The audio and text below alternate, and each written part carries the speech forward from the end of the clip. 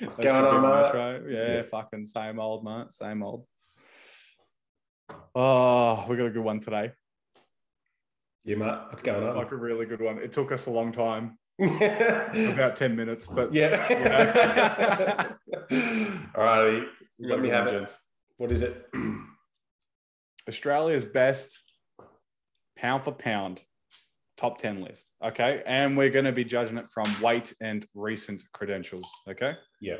So this doesn't necessarily mean that if these 10 faced off, that this is the order of who would win. This is just based on weight, who are the best pound for pound arm wrestlers. That's right. Yeah. That's right. All right. So number 10, who we got, Matt? We got Ceon Cook Park from Brisbane, Australia. Yeah. So straight off the bat, he's under 80 kilos, roughly 79. So I think he last weighed in at a tournament at 79 kilos. That's what I've got off from AAF rankings. However, I think Ryan mentioned he's about 80. So doesn't make much difference. Yeah.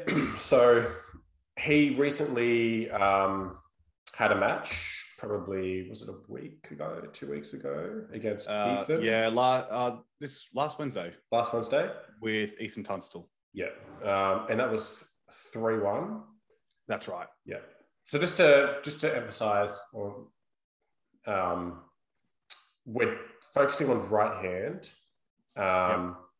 So yeah, it does start to complicate things once we take into account left. So we'll just keep it right for the time being. But yeah, we saw SK win 3-1 against Ethan. Just aggressively slamming that hook in. That's right. And we got to obviously talk about the weight difference there too, which is why he's on this list. Yeah, for sure. Now, I don't know too much about him, but I know he did compete last December in Brisbane at the, I think it was was it the amateur tournament that you're talking Yeah, about? the amateur tournament in Brisbane. Yeah. And he did quite well, and he really put himself on the map at that comp. That's right. I don't know, do you know where he trains? Is he with the Brisbane Heavy Hitters or the Gold Coast? I think he's with the Bayside Krakens. The Bayside Krakens. Yeah. Right. Okay. So it's a hell of a club, team, whatever you want to call it. Yeah. Good people. So would I be right in saying that he deserves a match with Sam Burnett?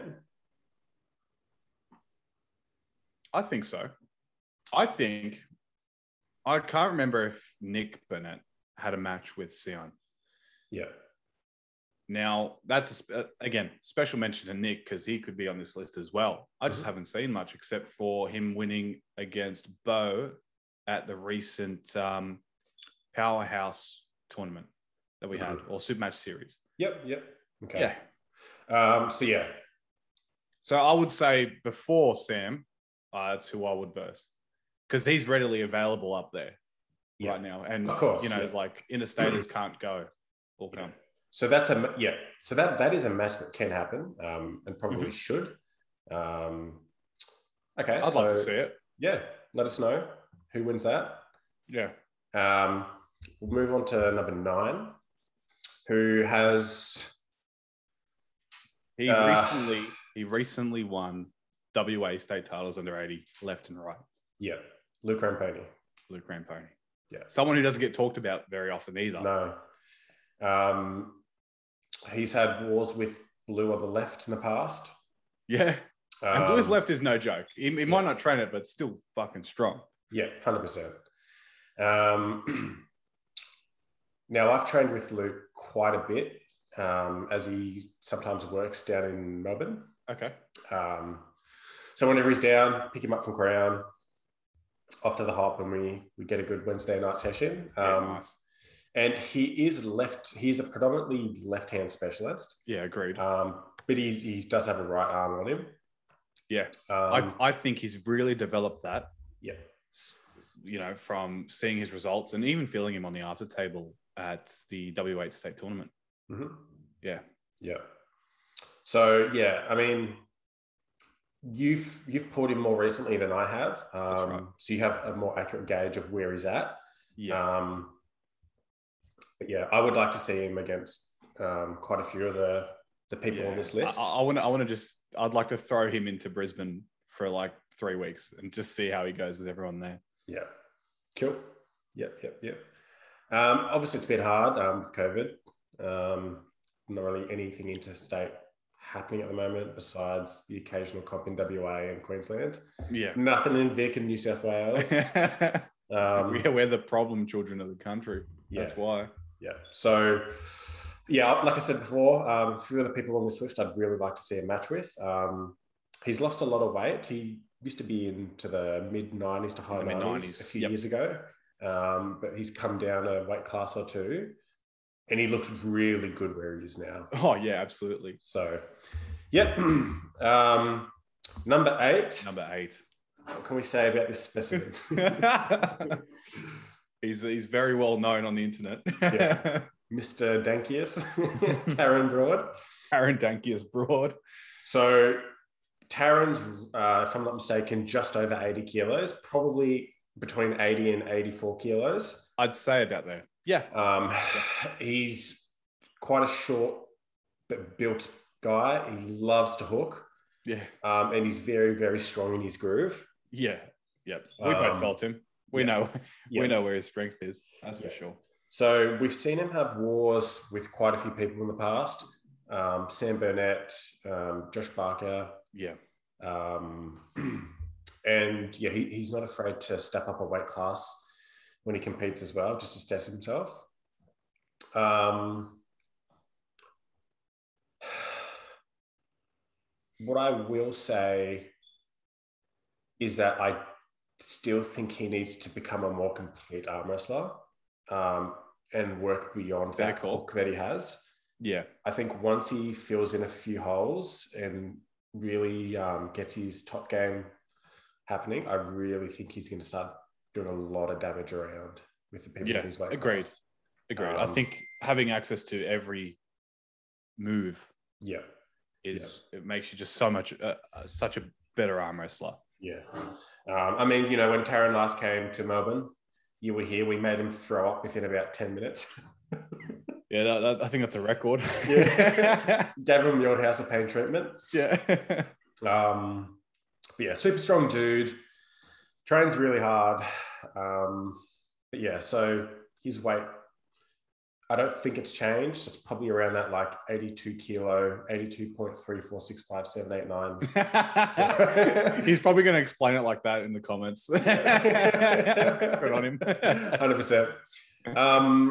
Number 7 was really tough as to who we were going to put. This guy for me was just like the epitome of pound for pound when I entered the sport. Just for all those years, just seemingly untouchable. One of the very few guys just to constantly give Danny Chesh a lot of trouble. Right, and he's one of the few that's pinned him too. So yeah, we got to say that. 100%. So Grant Tolentino. Yeah. It looks like he's making a return. I think he just is, saying. Yeah. Because I see him at training all the time. He's hit me up for like tips on workouts and stuff. I'm like, wait. Yeah. If he's coming back in, I'll be shitting my pants. Yeah, 100%. So yeah, again, another left-hand specialist, but his left and right are both super, super strong. That's right. A motivated Grant is a Grant that could beat anyone on any given day. His speed's phenomenal for like the mass he's carrying around. Yeah, for sure. Like even in like an 85 kilo sort of frame, it's nuts. Mm-hmm. So yeah, this guy, there's not much else I can say. He's just the real deal. Mm-hmm. And he has been a little inactive in the last few years as far as comps go. And his weight does fluctuate, but a roughly 80 kilo motivated Grant is arguably the pound for pound best arm wrestler in Australia. Yeah. Because he's fluctuating his weight up to 95 kilos, it's hard to know where to place him. But yeah, I mean, when I was last in Brisbane in December last year, I got to train with him, and he's just so strong. He's still got it after not really being on the table. Yeah. But yeah, he's like my man Crush Wednesday. True. Yeah. So yeah, I'd love to see Grant back competing at a high level and just start throwing people around again, like he's renowned for doing. Yeah. Number 6 on the list. Yeah. From your end of town. Yeah. Now, this person hasn't competed a great deal in the last probably 3 to 4 years. I know he competed in 2017. Since then, he hasn't really done a great deal, but he's one of those guys that is just so strong that he'll just destroy everyone. Andrew Manfield, roughly 83 kilos, but has the frame of a 100-kilo puller. Yeah. This guy is just so strong inside. And even when you take his wrist, he doesn't need it. He just drives with so much side pressure. He's so hard to beat. So I know he's been nursing an injury this year, which has been very unfortunate.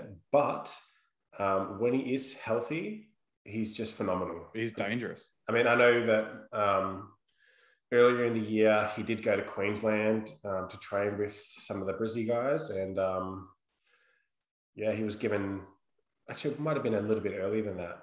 He was giving Danny Tesh a lot of trouble and pretty much destroying everyone else there. So I'm not surprised. If you fall asleep on this guy, he's a kind of puller that if you try to go defensive or don't take him out of his power off the go, you're not coming back from it.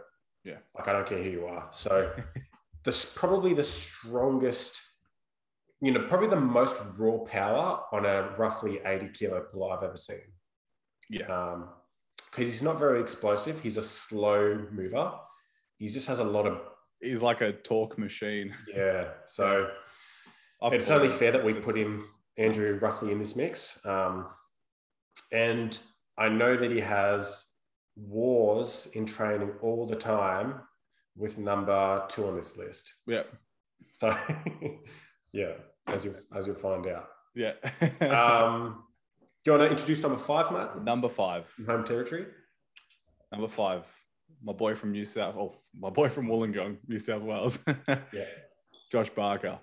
68-kilo guy, floating around 68 at the moment. Yeah. He can get up to the lightest competitor on this list, we should know. Yeah. And he's got some... he's got a lot of power for his weight. Yeah, and it's the style it's the way he pulls as well. Mm-hmm. It's a lot of frame.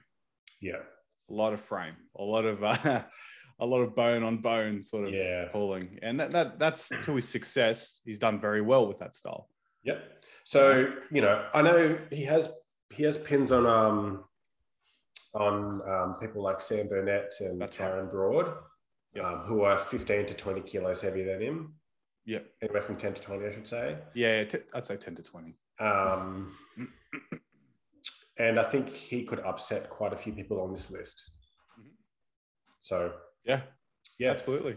Obviously, you train with him. You know more about him than I do. You know exactly how he moves on the table. Yeah. Who would you like to see him up against? I do want to. I want to see him rematch Taran. Yeah. Yeah. I think they have some concept of because at South Australia, Taran got the win on him. Mm-hmm. To be fair, Josh pulled the class below, and he had wars with Sam, so he was very tired. Yep. Yeah. But yeah, I'd like to see fresh versus fresh. What happens? Yeah. I mean, it just depends on who's been training harder throughout all this lockdown. That's right. So yeah, that's a really good match I'd love to see. And maybe depending on how Josh goes with Taran, maybe a match with Sam Burnett as well. Absolutely. Yeah. I believe in that weight class. That's the next step. Yeah. Josh. Sure. Alrighty. Number 4, Sam Burnett. Now, it was only a few months ago that he dethroned the 80-kilo national champion Phil Rasmussen. Yeah. What a show that was. 100%. Since then, he took on a super match with Torben Pelican, who I'm pretty sure is well over 100 kilos. Yep. Unfortunately, didn't win, but just shows that he's not afraid to step up into a much heavier opponent. And, you know, it's probably what he needs when he's pretty much at the top of the food chain in his weight class. He just needs to start working outside of his pay grade. So that's right. Yeah. That's how you get better. Yeah. Now, I would love to see a Sam Burnett versus number 4 on this list. Sorry, number 3 on this list. Oh, yeah. I'd pay to see that match. Yeah. So without further ado, number 3, Kyle Howarth from WA. Yeah. Believe it or not, I've actually never pulled this man, but I know how strong he is because I see what he does to certain people. Yeah. He's the type of guy that's just ridiculous in a hook. He shouldn't have that much power, but he does. Yeah. So 2017 World Qualifiers, he came second, losing only to Jordan Davis. Jordan, yeah. Yep. But he did get a pin on Jordan in the preliminary rounds. Yep. But if I'm not mistaken, he did have some wars with a few competitors. Okay. So I wasn't there, so I have no idea. Yeah. I thought he was lighter than he is, but it seems he's put on a bit of size. He's roughly at that 90 to 95 kilo mark now. Yeah. He's mentioned that he can easily cut the weight down to 85. Yeah. Yeah. So he has no issue cutting if he has to for a match. Yeah. And I think we'll see him at that weight. Yeah. Yeah. So you pulled him at the WA comp this year. I did. We were in the finals on the right hand. As far as inside power goes, what do you rate this guy? Oh man, I believe he's not very far off Ryan inside. Well, Ryan that I versed in South Australia. Mm-hmm. Okay. Yeah. He wasn't very far off that in terms of like just what I felt on the table. Yeah. I do believe that if you allowed him into his groove, he'd be really, really, really hard to get out of. Yeah. So he's the kind of competitor that if I did come across, I would just do everything I can to keep him away from his strong suits. Mm-hmm. Don't hook him. Don't even risk it. Yeah. I know he trains or has trained with Ben Carroll. Yeah. I think they're regular training partners. So obviously he's got a good training partner. Yeah. I want to see him against Jordan Davis. Yeah. I think they're not too far away in weight. And they do have history. And I'd love to see if Kyle could do something. Yeah. If Kyle had, I'd say about 6 months to prepare for that match, I'd give Kyle a good chance of possibly beating Jordan. Yeah. And that, because we both know if it goes into a hook, Kyle's going to destroy Jordan. If he can't hook, Jordan's going to destroy Kyle. That's what I say. And trying to hook Jordan's like another matter in itself. For sure. Trying to sink a hook on that guy's, it's very hard. Yeah. All righty. Well, moving on to number 2 on this list. Might surprise you, but his weight is lower than you'd expect. Yeah. So Brett Kutz, when you came down to pull him, he was roughly 93 kilos, which and I was 12 kilos heavier than him. Yeah. So he hides the weight. Like you think he'd be heavier than what he is. Brett's one of those guys that even at this current weight is arguably he's top dog. Top dog. Yeah. Like just when we think that we've overtaken him in certain degrees and we could beat him. He pulls something out of his ass and he shows us all that we're all his bitch. Fucking literally. I was so prepared for that match too. And he looks like he was underprepared and he still fucking beat my ass. I mean, so you have one round on him on left. I am proud of that round too. Not many people have his left or any sort of pin on his left. Yeah. But only Ben Carroll and Ryan Scott have a pin on Brett's right in relatively recent history. If we go far enough back, you can find isolated pins from a few different people. Yeah. But Lockie, Blue, they haven't to this date got a pin on Brett's left or right. A lot of time has passed. A few years have passed. Yeah. And those two have made tremendous strides. But he's one of those guys that if you just let him prepare and really commit himself, he's going to be hard to beat no matter how much you think he's progressed. I think a good bar that he set was how he prepped for Ron Barth at Arnold's in 2018. Mm-hmm. That's a prepared Brett. If he's in that state, I don't think anyone can touch him. Yeah. Okay. All right. If you were, quickly before we move on to number one, if you could put forth a match for Brett in the next 6 months, who do you want him to face? Oh, fuck. What, like anyone in Australia? Yeah. Oh, it'd have to be Blue. I want to see that match. Yeah. Yeah, I really want to see it. I agree. Like, I know he's beaten him in the past, but I want to see current Blue versus, 6 months prep Brett. Yep. Yeah. Alrighty, moving on. Number one.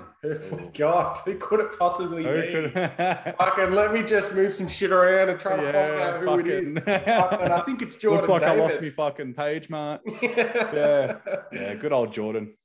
Of course he's on this list. Of course he's number one. Yeah. So right now, or at least, okay, so the Jordan that faced you semi-recently, what weight was he at? I believe it was around 86 to 88 kilos. Yeah. So he's probably around that weight again. Yeah. The high 80s. So just under 90 kilos. He's currently ranked by Blue as number 5 overall. So it's only natural that in his weight class or pound for pound, he's number 1 on this list. He has pins on so many people, so much heavier than him. And, training Jordan is a very different Jordan to come from. Everyone knows that. Yeah. I think he's pretty much like Australian schoolboy. Yeah. Oh, nah. I don't reckon he'd kill schoolboy. Just quietly. Yeah. Yeah. He's phenomenal. Jordan's a fucking great puller. Yeah. And he's earned that spot over the years. He has. And I think he's going to hold that spot for a very long time. Unless he decides to jump on whatever Levan's on. Then he can get out of the pound for pound list. So I want to put forward, really the only people that are in front of Jordan are Ben Carroll, Lockie, Adair, Ryan Bowen, and Brett. That's it. Do you see Jordan being able to beat any of those people in the near future? It all comes down to how he's prepared. That's all. If life's going good for him, work, family, and he's got time to train, I think he can possibly beat everybody. Yeah. Well, now he's got all the tools for it. Yeah. I mean, because he has a child, so I call him the natty daddy. Yeah. I mean, it really depends on and I know how dedicated he is. He's motivated this year. The world is his oyster, I suppose. Literally. But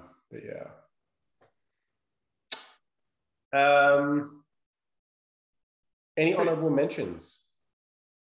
Well, Nick Burnett is definitely one honorable mention. Yep. He's light as hell, and he's very fast light and strong, and he's got it all. Yep. We've got Peter W. floating around 80 kilos. Yep. So honorable mention left-handed. We need to talk about Tim Gatsby. Oh, absolutely. Because he's just so strong on that left. Yeah. And Robbie Capone. Left-handed. I think he beat a few people on the top 10 overalls list left-handed. I honestly think he is top 10 left-handed overall. Yeah, I agree tast At 80 kilos. I really don't think anyone has his, at least at 80 kilos, I don't think anyone can really stop him. Yeah. Do you think he'd have a good match with SK at 10? Left or right? Right.